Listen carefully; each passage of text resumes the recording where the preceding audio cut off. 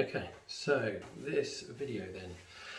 So this stream I want to cover off with you is from the 8th of March 2025, and this will show you you really should just document your dreams as soon as you get your dreams, because I've had things happen after the event which have predicted the event. I've had this several times. This isn't quite like that, but it's one where I wish I just date stamped it, so that it was online or recorded somewhere so that I could confirm it was before the event. But anyway, so this one, yeah, as I said, 8th of the 3rd, 2025. I'm going to name this one Trump driving accident. I've actually had quite a few dreams about Trump. Yeah, I suppose he's a big character. I'm going to pretty much read this from it, just because I'm not overly familiar with what happened in it. So if I just read it, it's going to get all the details. The reason I've just been prompted just to do this, put this one together now, I was literally just having a quick read through, and I thought, yeah, that was quite an interesting one. I put a couple of stars next to it as, oh, this is one that you should film, and there's an element of it that I've only just minutes ago had the realization as to how significant it is, okay, in just quickly reading through. And it's all to do with the colour of the car in this accident, okay? Right, anyway, so how it starts then. So I'm driving from my home area towards my mum's. And I was stupidly trying to race a Lamborghini. Now, I don't have a fast car, and yeah, so I'm never going to win against a Lamborghini. But there's a big straight bit of road you see that goes up to a roundabout where you can do national speed limit, so you could do 70 mile an hour if you want to, and you kind of like almost like slingshot out of a roundabout, and then you can just go for it pretty much. It's a lovely long straight road to get to another roundabout, and then I'm on to my mum's from there. So it's a trip I do every week, pretty much every week. Anyway, so I'm going that kind of journey, and I'm trying to race a Lamborghini. Now, actually, as it goes, parallel to that road, there is a Lamborghini garage. You don't really see many Lamborghinis around, but there is a Lamborghini garage. And if you were going to test drive a Lamborghini, that'd be perfect. The only problem is it's quite bumpy, so I don't know whether they do use that road. They probably use a different one that's not necessarily right next to the showroom. But anyway, as I said, I've driven up and down there. I've never seen a Lamborghini on that road. Yeah, because as I said, it's very bumpy. So anyway, I'm stupidly trying to race this Lamborghini, which I'm occasionally looking up and into my rearview mirror, seeing it, behind me. I wasn't breaking any kind of speed limits or anything like that. So I'm just going as fast as I'm allowed to go. Between the stretch, which is maybe only about a mile long, so it's not particularly long. Between, as I said, roundabout to roundabout. The Lamborghini was a burgundy colour. Burgundy. And I write down, the Lamborghini was a burgundy colour. Not too sure if that is relevant. It will become relevant, okay? I try and, with my dreams, put down every little detail I can squeeze out of my brain and write it down, because I've had many times now, the smallest little detail or the thing you think is a throwaway comment, oh, blah, blah, blah, I don't know if that's relevant.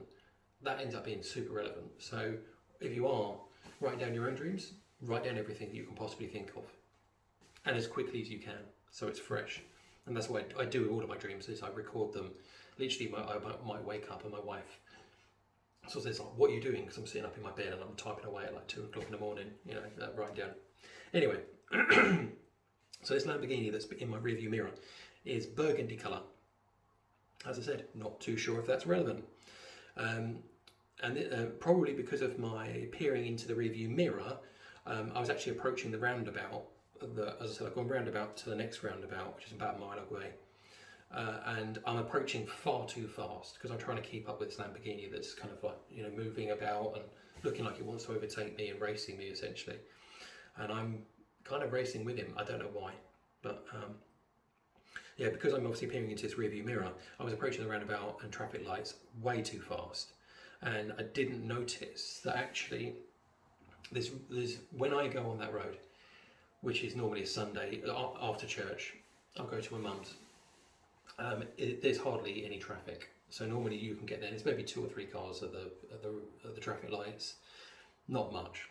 In this scenario though, Um, as I said, I'm peering in the rearview mirror far too much, not paying enough attention on the road that's in front of me. I'm seeing there's no cars in front of me, but I come up to this traffic light far too quick, and so where I would naturally brake or start braking, I realise I've not got the braking distance I need because of my speed, but also because there's actually a lot of traffic that has built up across all three lanes that we've got there because of something that's happened.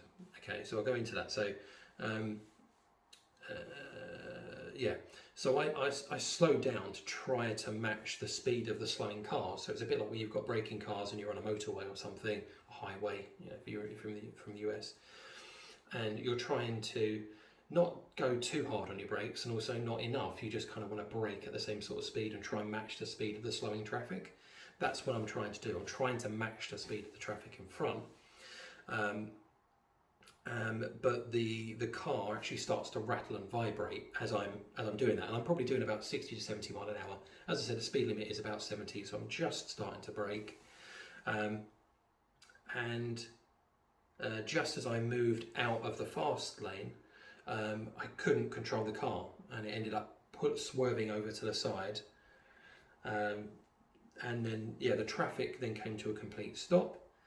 People all started getting out their cars to see what happened, because there was actually a crash, and that's what was causing all this slowing traffic and the volume of traffic that would normally not ever be there.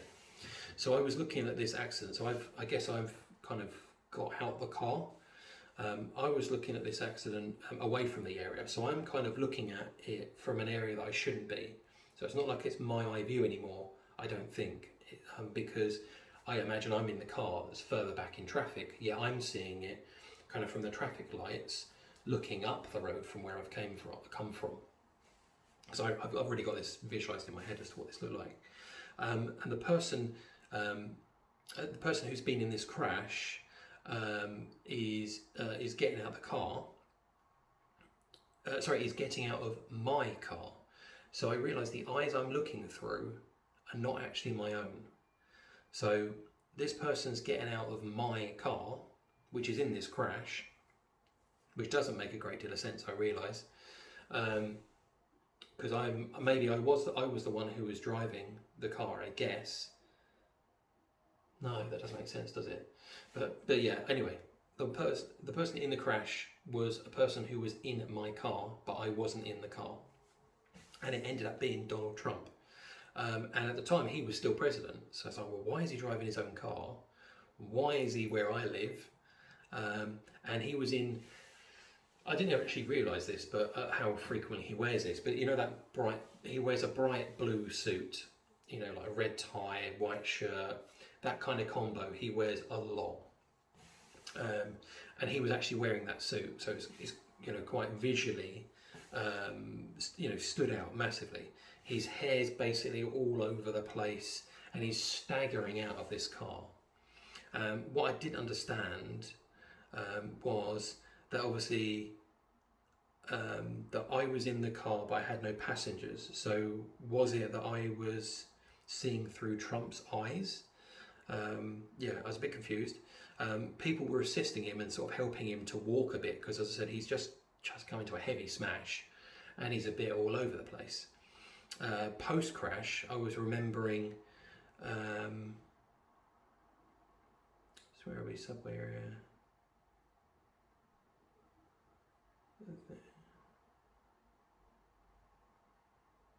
Yeah, okay. It's saying that I wrote down here was post crash. I was remembering being in a certain area where there's second hand cars that are sort of sold, but everything was just so expensive that I decided that rather than buying a new car, I was just going to maintain my car, and I need to do some maintenance on my car. So maybe that's why, as I said, it started rattling and making loads of noise, because there was a problem with the car. Okay, so my thoughts. So that's the end of the dream. Okay, so there's a crash. You see Trump staggering out, dazed obviously by what's just happened, not knowing what's really just happened. So the thoughts were, well, as I mentioned, there was a Lamborghini forecourt there that's obviously right on that road. but I don't really see anyone driving around there. It's actually a road that is used. I used to test drive my own car. Actually, I've got an Audi, and I test drove my car because of the the Audi garage moved basically, but that was like a perfect kind of, you know, zoom up there, zoom back down, get a feel for the car, that kind of thing, braking, all that sort of stuff. That's where I test drove a couple of cars actually before I bought my second-hand Audi. And obviously, so the Lamborghini being there is not a ridiculous thought, because obviously, yeah, it's not a ridiculous thought because there being a forecourt there. Actually, apparently I watched a video the day before which was talking about how expensive second-hand cars are at the moment, because the majority of car manufacturers are actually creating subscription models for cars. Like if you want heated seats, you pay per month for your heated seat, which is a bit bizarre, rather than it being, you know, just a standard thing for your car. Car maintenance has been on my mind. So I had an engine light that came up. I had loads of dreams about engine lights, tyres popping and going flat and brake problems. I've had loads of car dreams, stacks and stacks and stacks of them. So yeah, car maintenance, blah blah blah, service, yeah. Trying to race other cars, especially a Lamborghini. That's not me. I don't do that. I know I've got no chance. There's no point. I don't race cars. I suppose I enjoy that kind of launch because I've got four-wheel drive, can put it in sports mode and just stick my foot down on an automatic and then roar off. So I do enjoy that occasionally. I suppose there is that kind of little childlike element to me, but I wouldn't actively race a car, if you see what I mean. I would, yeah, do that kind of stuff, I suppose. Yeah, so a little bit of a character. Yeah, no idea why Trump would have featured in Dream, unless it's symbolic that maybe since coming back into power that he's making decisions too fast. So I was thinking speed of the car, Trump, and I'm trying to make connections. Okay, so maybe he's going too quick. You know, because of this. Obviously, this is March of 2025, so he hadn't been in power really for that long. I don't know when he got into power, but hadn't been that long. And that he was making loads and loads of decisions quite quickly, wasn't he? Making lots and lots of things. And I thought, well, maybe making decisions too quickly could derail his presidency, and that's the crash. You know, that's, again, I'm thinking of this all symbolically. I'm not actually thinking that Trump's going to be in a car crash, just for clarity. I'm thinking this symbolically, okay? So, given it was Trump that was in my car and not in the Lamborghini, is it that he should be keeping his eyes off of things, expensive things, possessions? So if I'm looking through his eyes and I'm the person who's looking in the rearview mirror, I'm looking at the Lamborghini and I'm going, oh, what a lovely car. I'm going to try and race it. I'm going to try and match it. You know, that kind of thing. I'm trying to race it. So it's like he maybe you know, Trump should be keeping his eyes off of things, possessions, lovely expensive things, keeping his eyes on the road ahead. You know, keeping his eye on the plan. You know, thinking about the future. Again, the road maybe representing a journey, a future, that kind of thing. Again, as I said, I'm thinking of all of this symbolically. Given now that I'm writing this in July, again, all this commentary is from literally what I'd written down in March. Now I'm writing this in July. Obviously, it's now August, but I'm writing this in July. And even as I'm writing this in July, from a March dream, could this have been a warning about the big jet that Trump accepted from Qatar? This was the $400 million luxury plane. Obviously, he says, it wasn't for me, it was for the American public. I was accepting it on behalf of the American public. Okay, I get that. But does he really see it in that way? Does he see it as a personal gift? Is it buying favour? Okay. Should he have really accepted a gift from Qatar? Qatar, again, I don't know really too much, but I know they've got a lot of, human rights problems, all that kind of stuff. I've heard a lot of negative stuff about Qatar in the past. I googled it afterwards. Apparently they've got lots of problems with discrimination against women. Well, they're a Muslim country, aren't they? So they're probably going to have not particularly good women's rights anyway. LGBTQ problems, migrant workers being exploited, exploitation of people, finance allegations apparently regarding supporting terrorism. These are things you can find online. This is not me. This is what I googled and this is what came up. And it did also make me think of New Testament passages as well, telling us how we shouldn't accept gifts. You know, just because a gift is given to us doesn't mean we need to accept it. You know, and we can reject them because we don't know obviously what comes with that. Does that gift come with a condition, even if it's not implied, or sorry, even if it's not specifically said? You know, I'm giving you this on the basis of you give us good trade or whatever it may be, you know, a bribe essentially. It can still be hinted at, can't it? You know, so I have to, in my work, I have to do bribery and training and stuff like that all the time. Not that I ever, not that any of my clients would ever give me money to say thank you for doing your job. That's never ever happens. Anyway, an example, yeah, would be a birthday gift of, I've used this as an example. So a bit like if somebody gave my one of my daughters a birthday gift and it was a dream catcher, some sort of pagan, you know, sort of thing. Obviously, you do have the right to reject it and say, no, look, tell you what, you can take that back. That's not something we want on the house, okay? In Googling it, yeah, I basically, the AI, so Google AI, it brought up actually Proverbs 15 verse 27, it brought up Proverbs 6:35, it brought up 1 Timothy 6:10, it brought up Luke 6 verse 24, it brought up Matthew 6 verses 2 to 4. There's loads of stuff that talks about accepting gifts and things to that degree. When I first searched it, I was actually thinking more Old Testament than New Testament, to be honest, but the Old Testament ones were more Deuteronomy, it says here 16:19. Again, when I put in Old Testament within the search, it brought up, yeah, as I said, Deuteronomy 16:19, Proverbs 17:8, and Ecclesiastes 7:7. And obviously I'm not going to read through all of those, that would take forever, but they're all around the same sort of thing. As I said, if you're thinking about accepting gifts and stuff like that, that's what they're all about. You know, not necessarily just accepting a gift because it's given to you, but thinking of why is that gift being given to you and should you really be accepting it? Okay, so I suppose now looking back from obviously, you know, the last few months, it could be that the plane, which was $400 million, that gift, although it could just be a gift, I'm sure is not a gift. It comes with an expectation. I can't imagine, you know, it comes from just charitable giving. You know, we really like you, here you go, it's $400 million.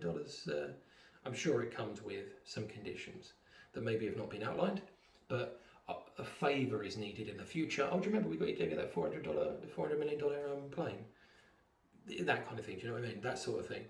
At the time I wrote my thoughts as being, as Trump moving too quick, maybe with policy changes, and that it would lead to an accident of some sort. And I mean a policy one again, I don't mean anything other than that. And the kind of car stuff, yeah, it could just be, could be my unconscious. I'm thinking about cars quite a bit because I need to get my car serviced. Is that why there was a crash? So I've got all these kind of things in my mind at the time. But when I read it this morning, again, I wanted to put it on there just purely because of the Qatar thing, as I said, because I'm thinking back then, is it to do with his policies? Is it a thing that he's doing? You know, so I'm kind of on that kind of track. Then, and this is in March of 2025, so this is before the whole gift of the plane comes in. The gift of the plane comes in May of 2025, so 2 months later. You know, at least 2 months later after this dream. So again, if I put this online, then it maybe would have made a bit more sense. Now, what caught my eye when I was reading this was I was reading the passage. I was just reading through up to a point, and I got to the point where it was talking about, you know, the car. Do you remember the Lamborghini? That it was the gift, the expensive, well, the Lamborghini, the expensive item, that it was burgundy in colour.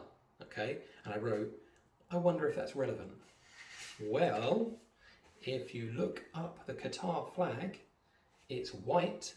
It's a white flag with a zigzag sort of bit, and that's burgundy. Clearly, it's a burgundy purple colour. So that for me was confirmation that I was clearly on the right track. I think personally, because burgundy is a really unusual colour car, really unusual. very, very rare. That's why I wrote it down, because I thought that's probably quite significant, because I don't see burgundy cars ever. And yeah, as I said, so what made me put it in there and mention it was because the Qatari flag is this purple, this more of a burgundy colour when I saw it actually, the purple, more burgundy than it is purple. And I thought, wow, okay, that's definitely what it's talking about. So essentially what I'm saying here is, yes, they've got a gift. They got a gift from Qatar. Should it have been accepted? I don't think so. I personally don't think so. And I think obviously a lot of the media were sort of saying the same kind of thing. Why would you accept a gift like that, you know, from that nation? It feels like it's an inducement for something in the future, isn't it? You know, something favourable. As I said, you don't give gifts away like that without expecting something in return. I know obviously they're quite a rich nation because they're an oil nation, aren't they? So, but I think that this is something that's going to come back to bite them in the future. Is where I see that crash as being something happens and either it comes out maybe that there was some conditions behind it, or he's essentially, they call in that favour and he feels that he needs to fulfill that favour and it's known that, oh okay, clearly he's done that because of this, and it comes back to the gift. Shouldn't have accepted the gift. That's what I think it's talking about in this dream. As I said, I personally think it is a dream from God. I think when you've got bits and pieces like that, they're all matching up. It feels like it does feel like it for me. Again, with the symbology, as I said, as soon as I saw the burgundy thing on there, the Lamborghini, this burgundy, and stuff like that, it felt like it had a message. As I said, any dreams where I can, after the fact, remember them, and I do remember them. I mean, I've just been reading this off just to make sure I don't miss any detail, but I remember all of that dream. It's quite a short dream. Most of the dreams are quite short because they're easier to remember, and you tend to find that God actually packs in quite a lot of symbolic detail in there, and it's the things that stick out. They're the things you should pay attention to, because they're trying to convey a message. And you get all sorts of weird stuff, really weird stuff. I have many dreams where it's not anything that's on my mind. Again, when there's, as you saw there, I wrote down, oh yeah, I dreamt about cars and subscription models and things like that, and oh, I've got a problem with my car at the moment. I try and rationalise some of these dreams. I do try to, and I try and write down anything that could have influenced that dream. You know, oh, I watched a film last night that had this in it, and then you have a dream and it has something similar. Okay, all right.